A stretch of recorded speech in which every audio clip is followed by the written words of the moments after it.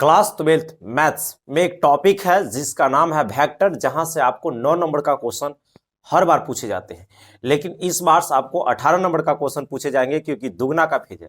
तो आप उसको समझने का प्रयास कीजिएगा। जितने भी टाइप से क्वेश्चन आते हैं मैं सभी टाइप को इसी वीडियो में फिनिश करने वाला हूं। टाइप बाय टाइप यदि आप ध्यान दीजिएगा तो आपको एक भी प्रश्न वहां नहीं छूटेगा। मैं इस तरीका से डायग्राम बनाया हूं। ठीक है, तो देखिए पहला क्वेश्चन क्या है और पहला टाइप क्या है और किस प्रकार से क्वेश्चन आएंगे। आप विश्वास कीजिए, वेक्टर से 18 में 18 देंगे। ठीक है, टाइप फर्स्ट में करा कि ए वेक्टर के सापेक्ष या अनुदिश या समांतर एक मात्रक सदिश ज्ञात करने के लिए कहेगा। तो उसका एक फार्मूला है कि ए वेक्टर है ना बराबर क्या हो जाएगा, ए वेक्टर बटा ए वेक्टर का परिमाण यानी मैग्नीट्यूड। जैसे यहाँ पे कुछ भी कह सकता है, बी वेक्टर कहता तो यहाँ बी वेक्टर, जहां जहां ए है वहां बी हो जाता। अगर ए प्लस बी बोलता तो जहां जहां ए है वहां ए प्लस बी हो जाता। जैसे मान लेते हैं कि आपको बोल सकता था, यहाँ से चीजों को समझने का आप खाली प्रयास कीजिएगा। कहता ए वेक्टर और प्लस बी वेक्टर के अनुदिश अनुदिश आपको बोलता मात्रक सदिश, मात्रक सदिश। आप यहां से समझे ना कि 100% क्वेश्चन है ना बनता है। कितना परसेंट? 100% यहां से क्वेश्चन आपको बनते हैं। माइंड में सेट कर लीजिएगा। अगर ए वेक्टर प्लस बी वेक्टर देता तो इसका जो फार्मूला आ जाता वो ऐसे आ जाता है, ए वेक्टर और प्लस बी वेक्टर और ए वेक्टर और प्लस बी वेक्टर के मैग्नीट्यूड जो भी रहे है ना। जैसे ए वेक्टर है तो ए के मैग्नीट्यूड से नीचे भाग दे दे। इसी प्रकार से हम लोग काम करेंगे। जैसे आपको कहता है बी वेक्टर के सापेक्ष मात्रक सदिश, तो हम लोग ऊपर बी वेक्टर और बी वेक्टर नीचे भी, लेकिन हम लोग मैग्नीट्यूड से भाग देते हैं। मैग्नीट्यूड क्या होता है, कैसे निकलता है, आपको सारा बात समझ में आ जाएगा। मैं एक क्वेश्चन से स्टार्ट करता हूँ ना। जितने भी टाइप का क्वेश्चन है आप समझने का प्रयास कीजिएगा। उम्मीद रखिए कि आपको यहाँ से क्वेश्चन नहीं छूटेंगे। ठीक है, वेक्टर टोटल बना के आप आइएगा जी। देखिए मान लेते हैं कि यहाँ से आपको दे दिया है, मान लेते हैं कुछ ए वेक्टर इस प्रकार से दिया है कि 3i cap plus 2j cap minus, चाहे प्लस वाला ले लेते हैं पहले है ना, और के कैप दे दिया है। तो आपको कह रहा है कि अनुदिश क्या दे देगा, अनुदिश मात्रक है ना, मात्रक सदिश। तो हम लोग बिल्कुल हड़बड़ाएंगे नहीं, एकदम रिलैक्स माइंड से इस पे मतलब स्टेप को हम लोग समझेंगे है ना। क्वेश्चन पे टाइम बहुत अच्छा से लेना है। यानी कह सकते हैं कि ए वेक्टर के अनुदिश अनुदिश क्या कहेंगे, मात्रक सदिश, मात्रक सदिश। चलिए फार्मूला तो जान भी करते हैं कि ए वेक्टर अब बटा ए वेक्टर ही रहेगा, लेकिन उसको परिमाण रहेगा। कैसे निकलेगा बाबू, ध्यान दीजिएगा। ए वेक्टर आपको दे रखा है, देख लीजिए। तो लिखेंगे 3i cap plus 2j cap अब प्लस के कैप। देखिए परिमाण कैसे निकलता है, ई वाला ऐसे जो दे दिया कैसे निकलता है, ध्यान दीजिए। रूट अंडर हमेशा ऐसे ही चलेगा जो मैं कर रहा हूँ। इसके आगे का स्क्वायर नहीं 3 का स्क्वायर प्लस इसके आगे का स्क्वायर नहीं 2 का स्क्वायर, इसके आगे कुछ नहीं है तो 1 का स्क्वायर। तो ये ऊपर में जो आ गया, ऊपर में है 3i कैप और प्लस 2j कैप और प्लस के कैप। नीचे में जो आ जाएगा 3 का स्क्वायर है ना, कहेंगे 3 का स्क्वायर 9 प्लस 2 का 4 प्लस 1 का 1। और हम लोग कह देंगे साफ सुथरा से कि 3i cap plus 2j cap और प्लस के कैप बटा है ना 9 4 13 1 14, कहेंगे रूट 14। यही आपका आंसर हो गया। या एक लाइन बढ़ाना चाहते हैं तो आप ऐसे कर सकते हैं, या करने की कोई जरूरत नहीं है। 3 बटा रूट 14 कर दीजिए, अलग अलग दे दीजिए आई कैप प्लस 2 बटा रूट दे दीजिए 14 जे कैप और प्लस 1 बटा रूट दे दीजिए कितना 14 के कैप। यही आपका क्या हो गया बाबू, आपका आंसर हो गया। इस प्रकार से क्वेश्चन देंगे तो हड़बड़ाएंगे नहीं हम लोग। इस तरीका से टेम्पलिंग ऐप इसको जल्दी स्क्रीनशॉट कीजिए है ना। चलिए एक क्वेश्चन और मैं ले लेता हूँ है ना, एक क्वेश्चन और ले लेता हूँ। एक पर हम 2 से 3 क्वेश्चन कर देंगे, कोई भार नहीं पड़ेगा। खाली आप ध्यान देते रहिए मेरे साथ, 100% क्वेश्चन आपसे बनेंगे। चलिए मान लेते हैं कि यहां से क्वेश्चन कुछ इस प्रकार से दे दे है ना कि ए वेक्टर बराबर 3i cap minus 2j cap और प्लस के कैप। तो हम लोग कैसे करेंगे बाबू, तो यही करेंगे कि यहाँ पे लिख लेंगे ए मतलब इतना कि अनुदिश बोलेगा है ना, के अनुदिश अनुदिश मात्रक मात्रक सदिश। तो हम लोग हड़बड़ाएंगे नहीं है ना, लिखेंगे ए वेक्टर के अनुदिश अनुदिश मात्रक सदिश। चलिए ध्यान देते रहिएगा, ए वेक्टर बटा ए वेक्टर के परिमाण। यहाँ बी रहेगा तो बी वाला चलते। चलिए ए वेक्टर आपका दे रखा है, देख लीजिए 3i कैप क्योंकि ए वेक्टर है ना, माइनस 2j कैप और प्लस के कैप। थोड़ा यहाँ से कहेंगे अंडर रूट, क्योंकि परिमाण के मतलब क्या होता है अंडर रूट।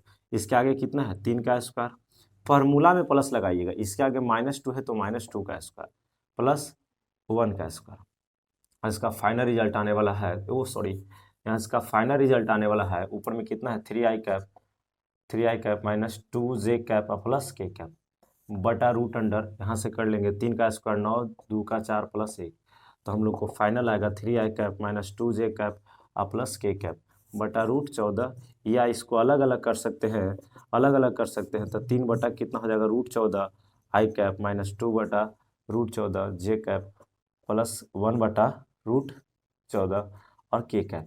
इस तरीका से करेंगे, शायद ऐसा कोई क्वेश्चन रह सकता है, इसको स्क्रीनशॉट कीजिए, मैं एक और बता रहा हूँ, है ना। शायद ऐसा भी क्वेश्चन रह सकता है बाबू कि दे दे ए वेक्टर बराबर 2i cap plus 3j cap plus 4k cap, और बी वेक्टर दे दे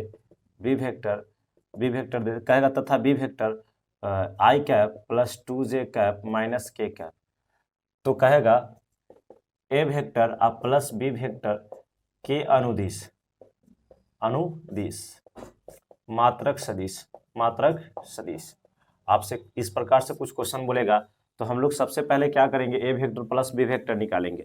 हम लोग क्या करेंगे, ए वेक्टर प्लस क्या करेंगे बी वेक्टर, तो A vector plus B vector निकालेंगे, तो बताइए इसके आगे नहीं कुछ है तो एक है, तो 2 1 3 i कैप हो जाएगा प्लस 3 2 5 j कैप, और इसमें से 4 में से नहीं कुछ है तो एक है ना घटेगा, यानी यहाँ पे प्लस का 3 k कैप।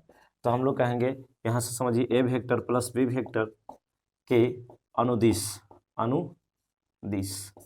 मात्रक सदिश, ध्यान देते रहिएगा। और हम लोग कहेंगे ए वेक्टर प्लस बी वेक्टर, ए वेक्टर प्लस बी वेक्टर का परिमाण, इस प्रकार से हम लोग कर लेंगे, है ना। और कहेंगे ए वेक्टर प्लस बी वेक्टर अभी कितना निकाल के लाए हैं, तो देख सकते हैं आपका कितना 3i cap plus 5j cap plus 3k cap बटा कहेंगे अंडर रूट, है ना, क्योंकि अंडर रूट तो लगाना है इसके कारण, और इसके आगे कितना है 3, तो 3 का स्क्वायर प्लस यहाँ पे 5 का स्क्वायर प्लस 3 का स्क्वायर, और हम लोग यहाँ से कह लेंगे 3i प्लस 5j और प्लस 3k, है ना। अब बटा सबको जोड़ देते, 3 का स्क्वायर 9, 5 के 25, 3 का 9, और हम लोग जोड़ के बताएंगे कि ऊपर में कितना हो जाएगा, तो ध्यान दीजिए 3i cap plus 5j cap और plus 3k cap, under root जो आ जाएगा आपका 9 दूना 18, है ना, 38 43 हो जाएगा ना जी, और कहेंगे क्या हो जाएगा, यही आपका रिजल्ट होगा, या अलग अलग दे सकते हैं, यही आपका कितना हो गया फाइनल रिजल्ट। आप इसको जल्दी स्क्रीनशॉट कीजिए। तो मुझे उम्मीद है कि आप यूनिट वेक्टर कैसे निकलता है, मात्रक सदिश किसके सापेक्ष कैसे देगा, तो हम लोग निकालेंगे। टाइप फर्स्ट आपका कंप्लीट हुआ, और टाइप सेकंड पे मैं अभी तुरंत जिक्र करता हूं, तो आप बने रहिए, हड़बड़ाइए नहीं, ठीक है। टाइप नंबर 2, टाइप 2 से आपको सेक्शन फार्मूला यानी विभाजन सूत्र से आपका क्वेश्चन रहेंगे, है ना। विभाजन सूत्र कैसे काम करता है, चीज़ों को समझिए। यहाँ से क्या है सेक्शन फार्मूला, विभाजन सूत्र 2 प्रकार के होते हैं, एक अंतर विभाजन, एक बाह्य विभाजन। अंतर विभाजन कहेगा तो कहेंगे M B vector plus N A vector बटा एम प्लस एन, और अगर बाह्य विभाजन कहेगा तो M B vector minus N A vector और एम माइनस एन, यानी अंतर विभाजन याद हो गया तो जहाँ प्लस है वहाँ माइनस कर देंगे तो आपको बाह्य विभाजन हो जाएगा। चीज़ों को समझते रहिएगा एकदम बारीकी से, छोड़ना ही नहीं है, ध्यान दीजिएगा। जैसे मान लेते हैं कि 2 बिंदु है, फटाफट ध्यान दीजिए, एक पी बिंदु है, एक क्यू बिंदु है, इसका नियामक के वेक्टर है, इसका नियामक मान लेते हैं कि बी वेक्टर है, और यहाँ पे समझिएगा कि कोई अंतर विभाजन तीसरा बिंदु ऐसा कर लेते हैं कि आर है जो क्या करता है, इसको विभाजन करता है, तो मान लेते हैं इसका नियामक आर वेक्टर है, तो यही कहता है कि मान लेते हैं कि आपको कहेगा ये जो होगा ये एम होगा और ये क्या होगा एन होगा, तो यही कहता है कि पी बिंदु और क्यू बिंदु के आर जो बिंदु है वो क्या करता है एम और एन के अनुपात में विभाजित करता है, तो वही ध्यान रखना है कि इसका अंतर विभाजन जो चलेगा वो एम बी वेक्टर मार देना है ना, एम बी वेक्टर और प्लस एन ए वेक्टर ले लेना है, एन ए वेक्टर और बटा एम प्लस एन, ये अंतः में चलेगा, है ना, अंतः विभाजन में। अब बाह में खाली माइनस लगा दीजिएगा।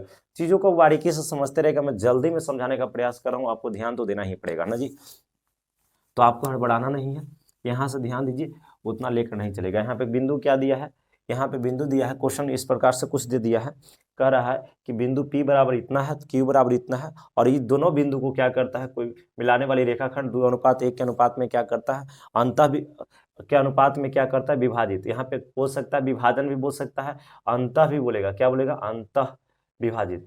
यहाँ पे हम दोनों निकाल लेते हैं, ध्यान दीजिएगा, ये दोनों निकाल लेते हैं, ध्यान दीजिए। यहाँ विभाजन खाली बोलेगा तो यही अंतः निकाले पड़ेगा, अगर फरमा के अंतः दिया तो अंत्य चलेगा, और आपको बाह्य बोलेगा तो सिर्फ ए वाला लगा दीजिएगा, ठीक है। आगे की ओर बढ़ते हैं। तो अब यहाँ से देखिए, जब भी अनुपात देगा तो एगो को एम मानना है, अब दूसर को एन मानना है। तो यहाँ से बिंदु दिया है, देखिए छोटा बिंदु दिया है, बिंदु तो ए, यहाँ बिंदु देगा तो हड़बड़ाइएगा नहीं, बिंदु ए को भी ए वेक्टर मानना है, क्योंकि आपको यहाँ ए वेक्टर और बी वेक्टर चाहिए। देख लीजिए फार्मूला में ए वेक्टर और बी वेक्टर चाहिए, तो आप बिंदु को चक्कर में मत रहिएगा, यहाँ से दीजिएगा, लिखेंगे कि माना, है ना, माना कि, है ना, ए वेक्टर कितना दे रखा है, I cap plus 2j cap plus यहाँ पे सॉरी माइनस कितना है, माइनस यहाँ कह सकते हैं कि के कैप है। इस प्रकार से यानी पी बिंदु को हम ए वेक्टर मान लिए हैं, और बी वेक्टर को पी के क्यू को हम मान लेते हैं बी वेक्टर, माइनस आई कैप प्लस जे कैप प्लस के कैप, इस प्रकार से। और एम आपका कितना है, 2 है, और एन कितना है, 1 है। तो हम लोग सबसे पहले निकालते हैं अंतः विभाजन, है ना, विभाजन। हम गौर फरमाइएगा जी, है ना, कहता है M B vector plus N A vector, और कहता है एम प्लस एन। चलिए ध्यान देते रहिएगा, एम का मान देख लीजिए 2 है, ए वेक्टर बी वेक्टर कितना है, तो देख लीजिए माइनस आई कैप प्लस जे कैप प्लस के कैप है। उसके बाद प्लस कहता है प्लस एन कितना है, देख लीजिए एन आपका 1 है, और यहाँ से ए वेक्टर देख लीजिए कितना कहता है ना, आई कैप प्लस 2j कैप, और यहाँ पे माइनस के कैप है। इस प्रकार से कुछ है ना। और बटा में आपको ध्यान रखना एम प्लस एन कहता है, यानी 2 + 1। अब इसको हल कर लेंगे तो यहाँ से करेंगे तो minus 2i cap plus 2j cap plus 2k cap, है ना, क्योंकि इससे गुना हो गया है, और इधर गुना करने पर कोई फर्क नहीं पड़ेगा, एक से गुना होता है तो फर्क नहीं पड़ता, आई कैप 2j कैप और माइनस के कैप, और बटा नीचे कितना हो जाएगा, 2 1 3। अब इसको लास्ट है, लास्ट में थोड़ा ध्यान देते रहिएगा।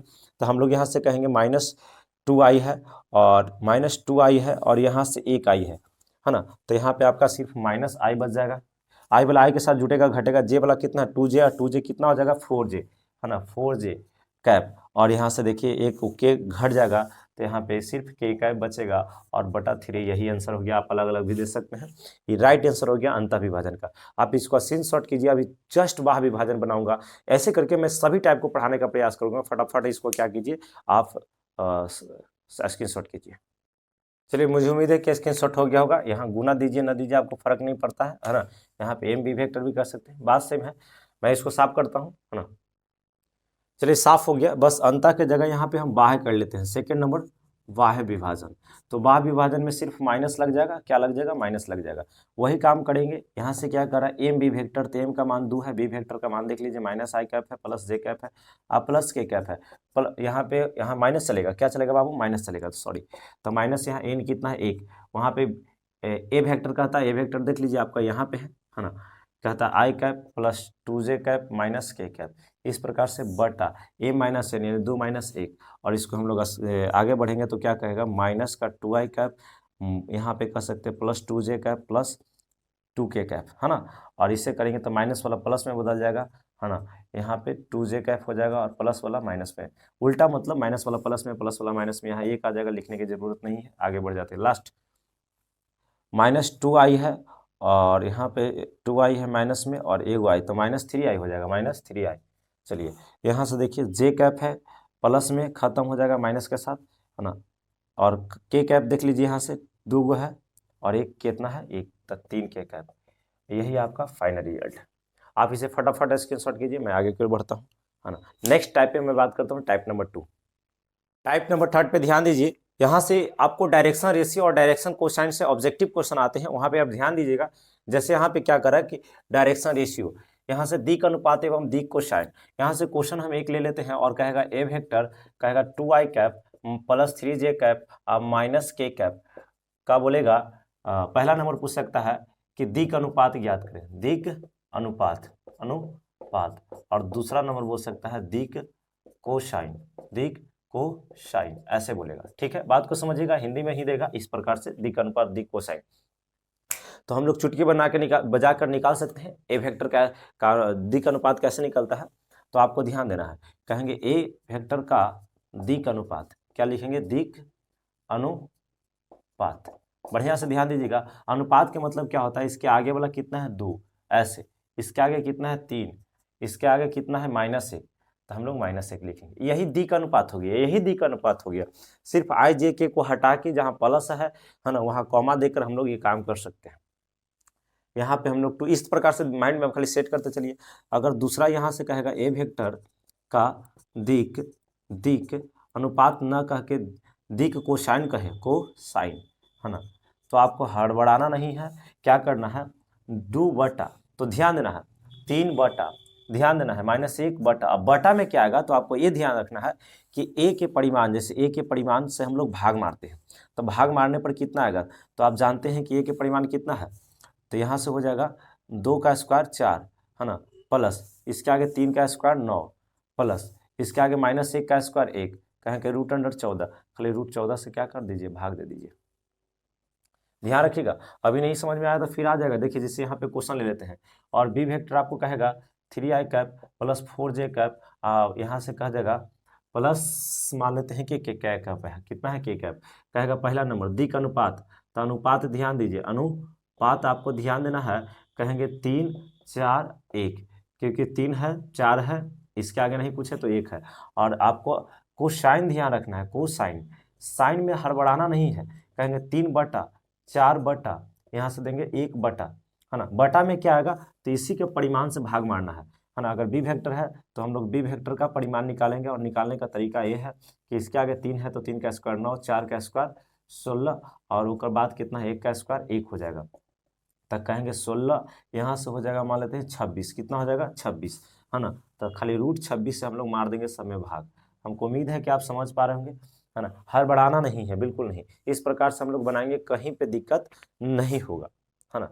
तो यहाँ तक हो गया होगा। अब हम लोग नेक्स्ट टॉपिक पे बात करते हैं, टाइप नंबर 3 के बाद 4 पे आप कंटिन्यू बने रहें। आपको मैं उम्मीद दिलाना चाहता हूँ कि आप 18 में 18 वहाँ से क्वेश्चन करके आइएगा, ऑब्जेक्टिव सब्जेक्टिव सब चल रहा है ना, तो बस हड़बड़ाना नहीं है। मैं आगे की ओर बढ़ता हूँ, आप इसे स्क्रीनशॉट करें।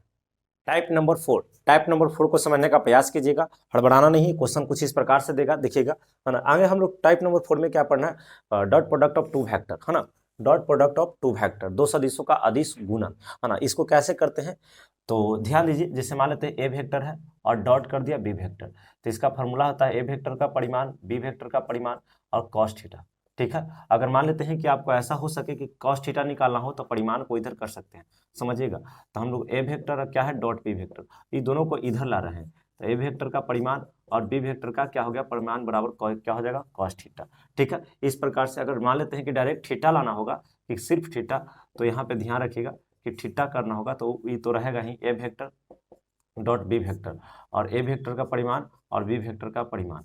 लेकिन थीटा लिखना होगा ना, तो आपको कॉस इधर इन्वर्स में आ जाएगा, कॉस इन्वर्स, है ना, तीसरा नंबर ध्यान देते रहेगा, बराबर थीटा, यानी ओनली थीटा बराबर, तो सिर्फ यहाँ करना कि थीटा छोड़े हैं, कॉस सिंपल फंक्शन में था, इधर आ गया आपको इन्वर्स में चला गया, इसको आप ध्यान रखिएगा, ठीक है। यहाँ से क्वेश्चन कैसे आते हैं उस पर मैं आपको बताने का प्रयास कर रहा हूँ। जैसे कुछ इस प्रकार से आपको क्वेश्चन दे देंगे, ए वेक्टर कहेगा 3i cap plus 2j cap, है ना, plus 2j cap plus k cap, और तथा कहेगा B vector i cap plus 4j cap plus 5k cap, और आपसे कहेगा, है ना, तो ए वेक्टर और डॉट बी वेक्टर ज्ञात करें।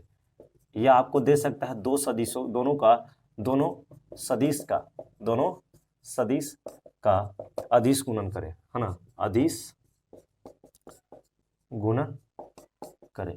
बात को समझिएगा, ये वाला कब लगेगा, जब बीच का कोण दे रहेगा तब कॉस थीटा लगाइएगा। मैं सारा पे विचार करने वाला हूँ, आप हड़बड़ाइएगा नहीं, ठीक है। यहाँ से हम लोग आपको क्या करना, ए वेक्टर डॉट बी वेक्टर, तरीका ये है कि ए वेक्टर डॉट बी वेक्टर करना है ना। ए वेक्टर कितना दे रखा है देख सकते हैं, 3i cap plus 2j cap plus k cap, इस प्रकार से डॉट कर दीजिएगा। बी वेक्टर आपका देख लीजिए कितना है, बी वेक्टर आपका यहाँ से है, कहेंगे i cap plus 4j cap plus 5k cap. अब इसको हम लोग क्या करेंगे, सिंपल हल करेंगे, है ना। गुना ऐसे होता है कि आई वाला आई के साथ होता है, तो 3 में 1 से करेंगे तो 4 हो जाएगा, सॉरी 3 में करेंगे तो 3 हो जाएगा। उसके बाद देखिए 2 में 4 से करेंगे तो आपका कितना हो जाएगा 8 हो जाएगा, और 1 है ना, और उधर कितना है 5 है, तो यहाँ पे कितना हो जाएगा आपका 10 हो जाएगा।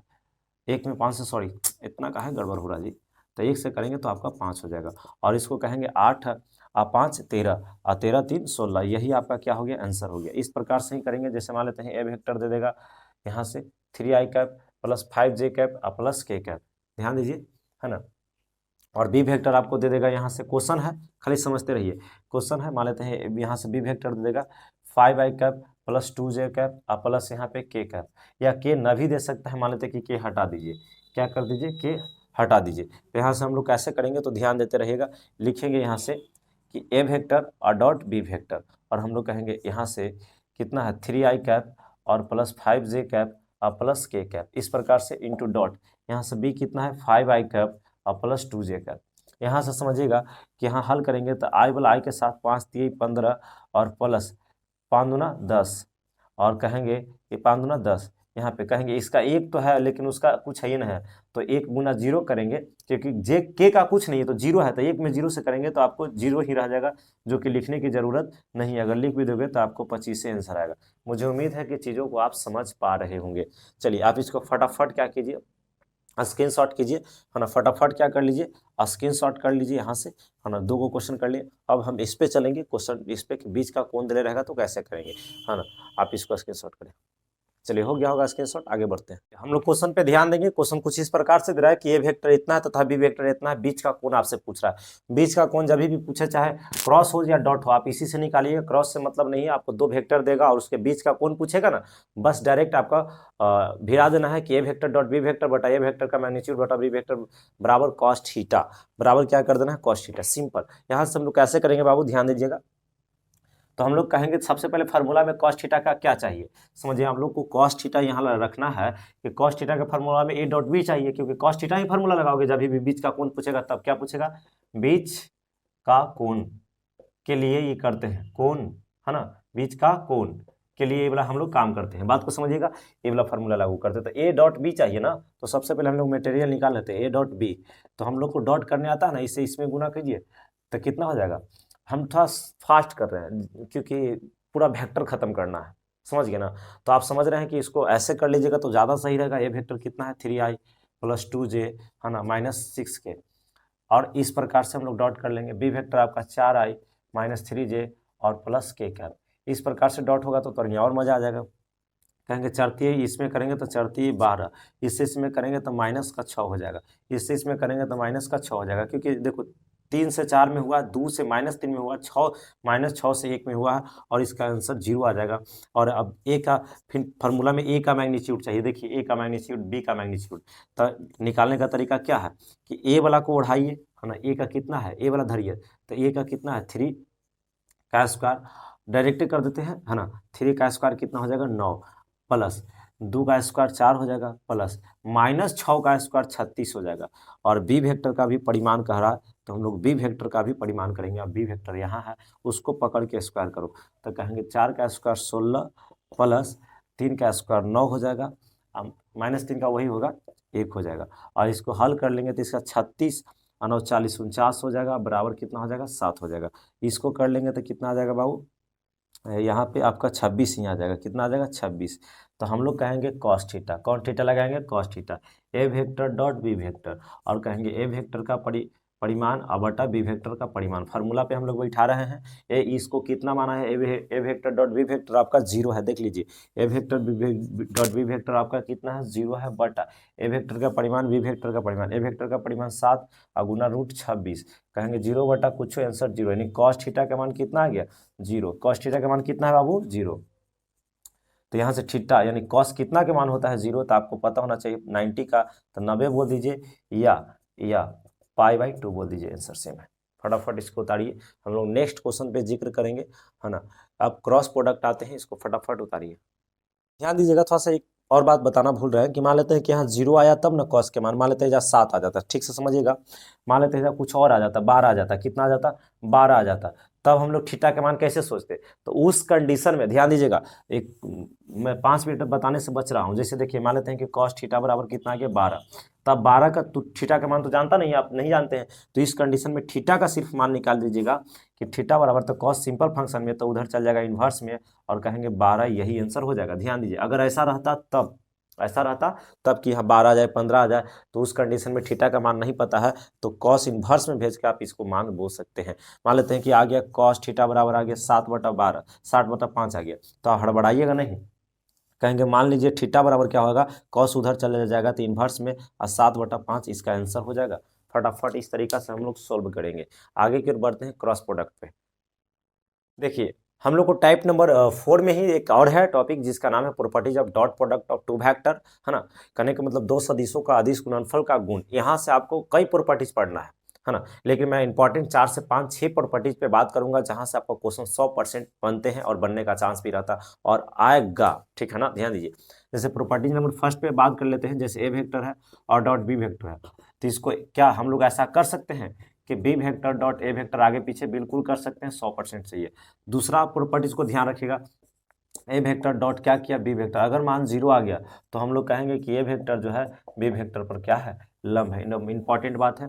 जैसे मान लेते हैं कि दो वेक्टर आपको दे देगा, जैसे ए वेक्टर दे दिया है 3i कैप और प्लस 4j कैप, और यहाँ से हम लोग ऐसा कर सकते हैं कि कुछ भी और दे दे के कैप, बी वेक्टर में भी आपको क्या दे देगा, कुछ दे देगा और कहेगा ये बताओ सिद्ध करके कि दोनों एक दूसरे पर लंब है कि नहीं। अगर हम ए डॉट और बी करें, दोनों को डॉट करें और उसका मान 0 आ जाए तो कहेंगे कि वेक्टर एक दूसरे पर लंब है। अगर नहीं आएगा तो कहेंगे वेक्टर एक दूसरे पर लंब नहीं है।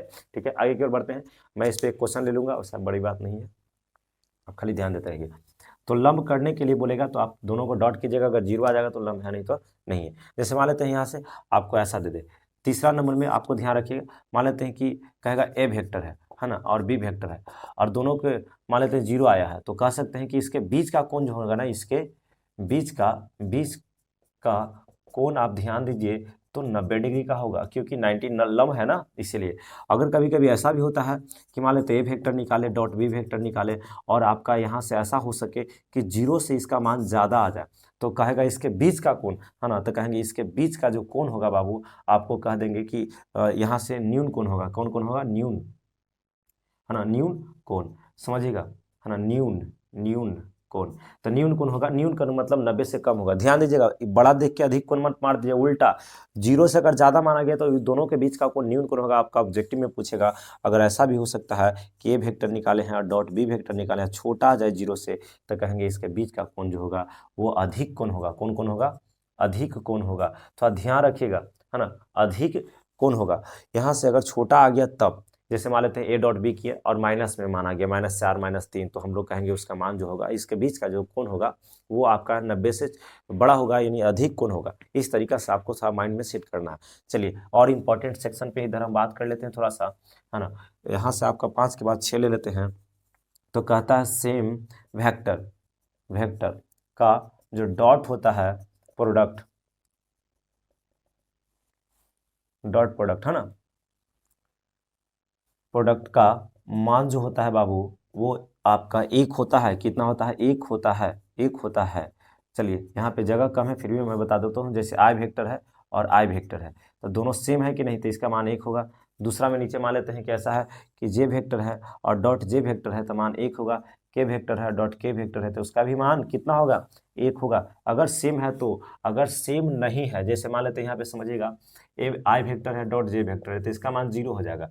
मान लेते हैं यहाँ से कि जे है इंटू के है, तो इसका भी मान 0 होगा। तीसरा नंबर में यहाँ से मान लेते हैं आई जे के हो गया, तो आई मान लेते हैं कि आई हो गया, है ना, सॉरी यहाँ से के है और यहाँ पे क्या हो जाएगा? आई हो जाएगा, तो यहाँ भी 0। कहने का मतलब जब सेम रहेगा तो 1 होगा और जब सेम नहीं रहेगा तो आपका क्या हो जाएगा? 0 होगा। ये बात को आपको क्या करना है? गांठ बांध के याद कर लेना है। यहाँ से आपको प्रॉपर्टी आते हैं। सबसे इंपॉर्टेंट प्रॉपर्टीज मैं आपको बताने वाला हूँ, यहाँ पे ध्यान दीजिएगा। सबसे इंपॉर्टेंट प्रॉपर्टीज कैसे आता है? जैसे कहेगा ए वेक्टर के सापेक्ष सापेक्ष बी वेक्टर पर, ए वेक्टर और बी वेक्टर, इस प्रकार से इसको थोड़ा सा, इसको इतना कीजिए, हम इधर साफ करके थोड़ा सा बताने का प्रयास करेंगे क्योंकि इंपॉर्टेंट क्वेश्चन है, वहां से क्वेश्चन भी बनते हैं। कहेगा ए वेक्टर का बी वेक्टर पर प्रक्षेप, जैसे लिख ही देते हैं, ध्यान दीजिए थोड़ा सा। क्या बोलेगा कि ए वेक्टर का बी वेक्टर पर है ना प्रक्षेप। तो आपको ध्यान रखिएगा, ए वेक्टर पर, ए वेक्टर और बी वेक्टर ए वेक्टर का बी वेक्टर पर प्रक्षेप बराबर, जो ध्यान रखिएगा, तो जिस पर लगा रहेगा उससे भाग दे दीजिएगा, यानी ए वेक्टर हो जाएगा डॉट बी वेक्टर, और जिस पर यानी बी पर लगा लेते बी से भाग देना है, और यही बी के मैग्नीट्यूड से यही आपका हो गया। ये इंपॉर्टेंट है, इस पर मैं क्वेश्चन करूंगा। माने तो ऐसा भी कहेगा बी वेक्टर, ध्यान दीजिएगा, बी वेक्टर का ए वेक्टर पर प्रक्षेप, तो आपको करना है ए वेक्टर डॉट बी वेक्टर, लेकिन जिस पर लगा है, ए पर लगा है, तो ए के मैग्नीट्यूड से हम लोग क्या करेंगे, भाग देंगे। इतना तक आपको ध्यान रखना है, इस पर मैं क्वेश्चन करूंगा, आप इसको फटाफट स्क्रीनशॉट करिए। डॉट प्रोडक्ट में ही हम लोग टाइप 5 में आ चुके हैं, ध्यान देना है थोड़ा सा। आपको कह रहा है कि सिद्ध करें, क्या करें, सिद्ध करें कि दोनों वेक्टर एक दूसरे पर क्या है, लंब है। तो लंब के लिए हम अभी बताया कि ए वेक्टर और डॉट बी वेक्टर कीजिए, और अगर एक दूसरे पर लंब आता है तो उस जीरो आता है, यानी एक वेक्टर डॉट बी वेक्टर का मान जीरो आता है, तो एक दूसरे पर क्या है बाबू, लंब है। जैसे तो हम लोग ए वेक्टर डॉट बी वेक्टर करेंगे, ए वेक्टर कितना है 2i cap plus 5j cap plus k cap, इस प्रकार से डॉट हम लोग यहाँ से कर लेंगे, और आपका बी वेक्टर जो है 3i cap minus 2j cap plus 4k cap है। और हम लोग डॉट करेंगे ए वेक्टर डॉट बी वेक्टर, थोड़ा ध्यान देते रहिएगा, तो यहाँ से आ जाएगा, इससे इसमें गुना करेंगे तो 3 दूना 6 हो जाएगा, कितना हो जाएगा 6। अब उसके बाद यहाँ पे ध्यान दीजिए, ये दोनों से करेंगे तो माइनस का 10 हो जाएगा, है ना, और ये दोनों में करेंगे तो 4 हो जाएगा, क्योंकि 4 होगा तो 4, तो कहेंगे 6 और 4 10। यहाँ पे ध्यान देना है कि 6 4 10, 10 माइनस 10 बराबर 0। तो हम लोग कहेंगे कि, है ना, क्या लिखेंगे बाबू, ध्यान देना है थोड़ा सा, कि अतः ए वेक्टर बी वेक्टर पर क्या है, लंब है, क्या है, लंब। इसको देख लेते हैं, यहाँ से ए वेक्टर डॉट बी वेक्टर, आपका क्वेश्चन है, अलग क्वेश्चन है, तो 2 में 1 से करेंगे तो 2 आ जाएगा, और इसमें करेंगे तो 3 में करेंगे माइनस माइनस तो प्लस 3 हो जाएगा, और यहाँ पे करेंगे तो यहाँ आपका 5 हो जाएगा, लेकिन माइनस में होगा, किस में होगा, माइनस में होगा, क्योंकि -5 में 1 से किए हैं, तो यहाँ से 5 माइनस 5 कहेंगे 0, कहेंगे अतः ए वेक्टर जो है बी वेक्टर पर क्या है, बी वेक्टर पर लंब है, नहीं लंब है डायरेक्ट। ज़्यादा हम थोड़ा सा धीरे धीरे नहीं चले, मतलब थोड़ा स्पीड में है, आप समझ रहे हैं कि करना क्या है, थोड़ा अच्छे से लिखिएगा, हम सिर्फ उसको रिवीजन करवाने आएंगे कि ऐसे धड़ाक से अगर बना देना है, ठीक है ना। आप इसको स्क्रीनशॉट करें, हाँ, अब ज़्यादा देरी नहीं, अब नेक्स्ट क्लास हम लगता है ले पाएंगे, है ना। जल्दी एक आध क्वेश्चन और कर लेते हैं, फिर हम लोग नेक्स्ट क्लास में फिर मतलब उसके आगे चलेंगे, मतलब 2 वीडियो में हम खत्म कर देंगे, ठीक है।